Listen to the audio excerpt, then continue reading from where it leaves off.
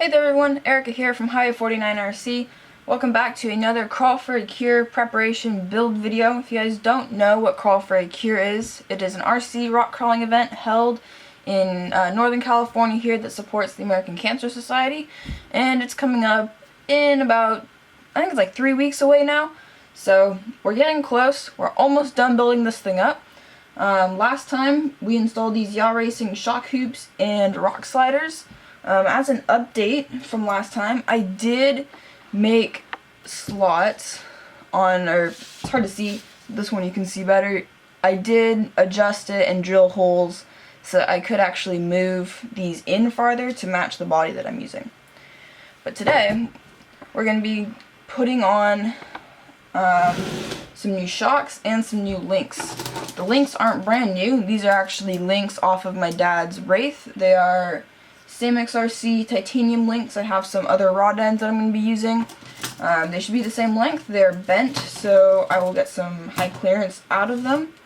And then on top of that, I'm also going to be installing these G-Made XD Piggy Back shocks. They are 103 millimeters long, and they actually have a functional reservoir on them, and it's all adjustable and all that stuff, which is really cool. I've been looking at these for quite a long time actually, and I've just never gotten around to actually getting them. So I'm not going to build the shocks on camera for you guys, but if you want to see how to build them, I'm going to be simultaneously filming a build video of the shocks. So if you want to just see how those are built, go and check the little tag box up there in the corner that I will put for you guys. So let me build these off camera, and then we'll come back and start installing the shocks and the links. Alright guys, so I've got my shocks built here. Again, if you want to see how I built these, go and check out that other video that I will link in the video description box. So my plan originally was to put titanium links on this truck.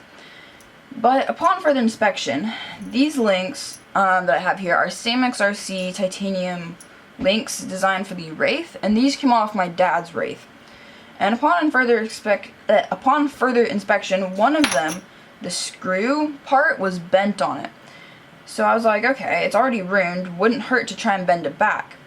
And I was actually able to bend it back, which makes me think that these are not very high grade titanium, because based on what I know about titanium, it's very strong, but it's also brittle, so if you bend it at all once, if you try to bend it back, it will break. And this didn't break, and it felt like I could have kept bending it back and forth, like it was like butter.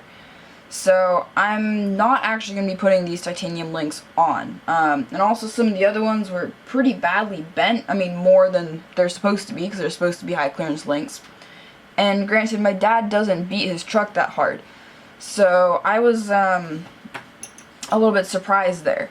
So, for now, since I don't really want to take the risk with these, and I don't know, they just seem a little bit janky now. Now that I know that, it just feels janky to me.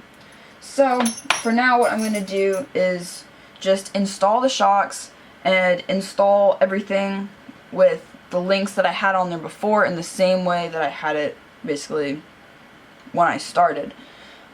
Because these links here that I have are actually homemade links. I made these links last year before Crawl for a Cure, I think is when I put these on, or maybe earlier than that.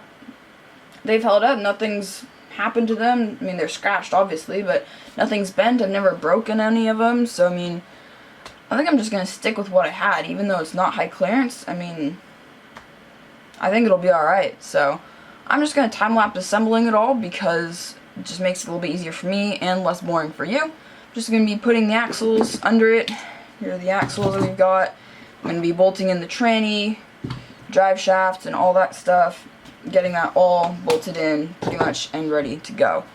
So, hope that makes sense what I was saying about these links here. I was a little bit disappointed because I want some high clearance links. I could make some, and I might if I have time, but we'll see how that goes. So, anyway, sit back, relax, and enjoy the time lapse.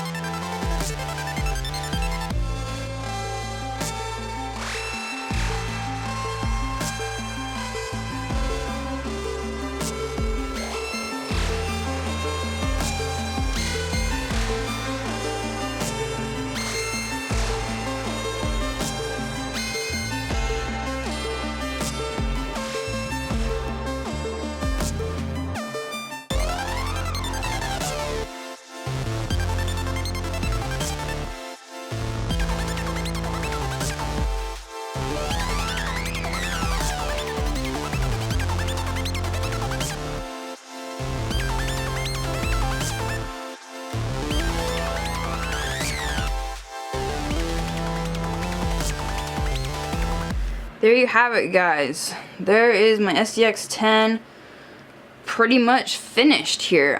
There is going to be one more video to this series. It's basically going to be an unveiling of the body and basically just kind of a talking about it episode. Basically just talking about any other little mods that I end up doing, which I do have a couple little things that I need to finish up, tidy up some wiring, check a few things, stuff like that. Just little things, but other than that, went together pretty well. I'm seriously liking the way these shocks are gonna be performing, I'm hoping. They feel pretty good. The front has always been a little bit sticky just because of the sticky ball ends, but that's alright. The back though, back feels really nice. It's gonna end up with a little bit of a droop, which is good. That's what I was going after. But other than that, it looks pretty good. Got the axles installed, shocks in, tranny installed, and all that stuff. So thank you guys so much for watching this series. Hopefully you guys have been enjoying. I've still got, like I said, one more episode to do, coming out middle of next week, hopefully. And make sure you guys hit that like button, subscribe, click that notification bell to get notified of when the last episode of this comes out. And then also, hopefully I get to see you guys at Crawl for a Cure 2019. Thank you again so much for watching.